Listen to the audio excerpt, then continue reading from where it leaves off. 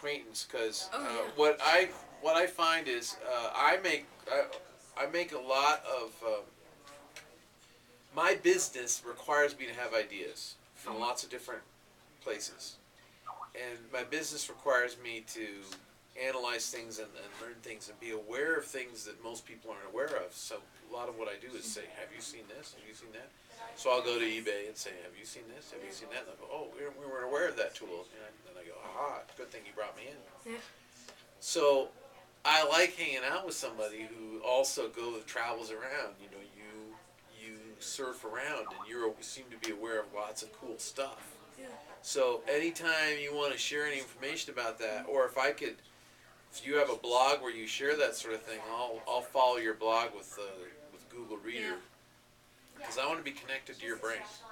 I want to get the benefit of that. It makes me smarter, and I'm happy to help you if you need a resource, Well, and I mean, gosh, I've got a whole especially for note card of programming. things that I could do Yeah, and to I had a few things too. So yeah, kick ass, man. And so if you're gonna learn programming, you want to talk to me. I can help you with that. I can help you with programming problems. If you get stuck or you're frustrated or something like that, come to me with the programming problem. I can probably help you learn what you need to know to get around it. And I love doing that stuff. So what would be a really good language to learn? Well, the language I know is Perl. I know several languages, but Perl is the language I'm the best at. And as a tester, Perl is a really powerful language because Perl is all dedicated toward manipulating data. And I need to manipulate data very much as a tester. However, if what you're going to do is develop games or any kind of big program, Perl's not a good idea for that. It doesn't have very good object orientation features. Right. Python does. I would say Python is your way to go if what you want is a general purpose utility language for building tools or production code. You could hardly do better than Python. Python is not a high performance language. It's not a language you use when you want maximum speed. So Python is not necessarily very good for games if you're doing low-level programming. But you probably won't be doing low-level programming. You'll be doing high-level programming, organizing the elements of your game. And the low-level stuff is handled by your libraries and your application framework. So I would suggest Python, and if you really get into it if you do Python and you really like it, then I would suggest the next step would be Java. You could learn Java first, but Java is really an industrial kind of language for people who are industrial software programmers, real serious, full-time software programmer type people. For people like us who might want to know how to program to get something done quickly so that we can make the computer do a little dance and then move on, stuff like Python and Perl is better for us. Python and Perl are higher level software languages, which means you can do more with them with less code. But you don't have as much control and performance as you would with a lower level language. But lower level languages are more difficult to use. So I would suggest Python. Also, if you learn processing, you'll find that processing is based on Java. So basically, you are kind of learning Java if you play a lot with the processing stuff. And then are Objective-C and C# worth learning? I would say that C is probably not worth learning anymore. C is an old language. You could definitely learn it if your intent is to become. If you are straight up going to become a programmer, I would want to be a really good programmer. Definitely learn C. If that's what your goal is. If you want to use programming to do something, but you don't necessarily want to be a full-time programmer, don't bother to learn C.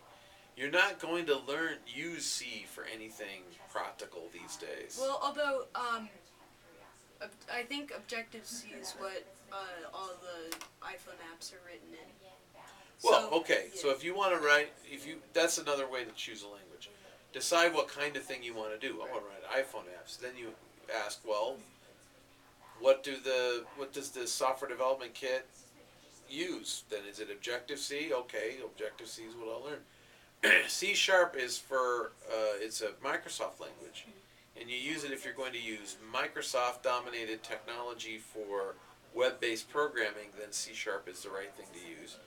It's definitely a language worth using, but I wouldn't recommend C or C++.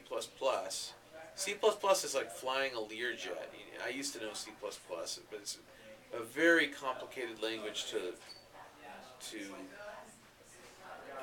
master, and you don't need to unless you're doing very low-level systems-level programming. You don't need C++. So C# for web programming with Microsoft technology. Python for all-purpose programming, including web programming. Lots of web stuff is written in Python. Another thing you're going to need if you do web-based stuff. I don't know if are you interested in web-based stuff? Is that not an issue? Web-based stuff would definitely.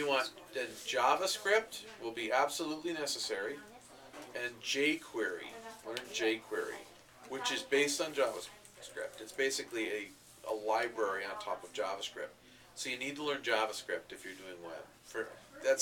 JavaScript gives you all your client-side dynamic coding. So I recently wrote something in jQuery, so I'm familiar with that. Almost everything you need is going to be online, but if you really get serious about something, you're going to want to get the Riley book about it.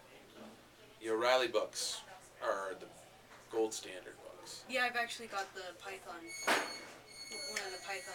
Then, if you've got a nice big disk drive, what you really want to get is the CD bookcase. So there's probably something called the Python CD bookcase from O'Reilly, which is like 5 O'Reilly books on a CD, and you load it right on your computer. You have them with you 24/7. You don't need to actually carry the physical book around. Oh, that's awesome. Oh yeah, it's terrific. I'll show you what it looks like. I have the Pearl CD bookcase. Like, how much disk space do they take up? Oh, not that much, but 500 meg. I don't know. Oh, I can tell you exactly. Oh. But here's what I have. I have this is the web programming CD bookcase. Oh yeah, web programming CD bookshelf. Right. It's got Webmaster in a Nutshell, Programming PHP, PHP Cookbook. So this is 6 books right now. And JavaScript, the definitive guide, and there you go. I got it. I'm ready to go, and I can read the book in order, or I can search it, or I can, whatever. And then this is in addition to all the wonderful online resources. And I don't exactly know how much space it takes up, actually. And how much do they cost? Oh, well, it depends. It depends on whether you get it for free because somebody like me gives it to you, or whether you pay for it. So if someone like me gives it to you, then it's free. And I will give it to you. I'll give this stuff to. I will tell you what. You write me a program in pick a language. I want you to write me a program of at least 300 lines in length that does something interesting in that language. And I will send you a reference book for that language. In other words, you just show me that you actually are going to commit and spend some time and learn this stuff. I'll get you the book, no problem. All right? So it won't cost you anything, but you gotta care. All right? So if you lose interest, don't worry about it. But if you sustain your interest enough to to show me like that, then I'll do that. And then we can do this with every new language you want, if you want. As many reference books as you want. I'm very eager to encourage you to do this, so that would be my pleasure. Well, thank you so much. You've been great, and we'll keep in touch. All right, we'll keep in touch. We will definitely keep in touch. So,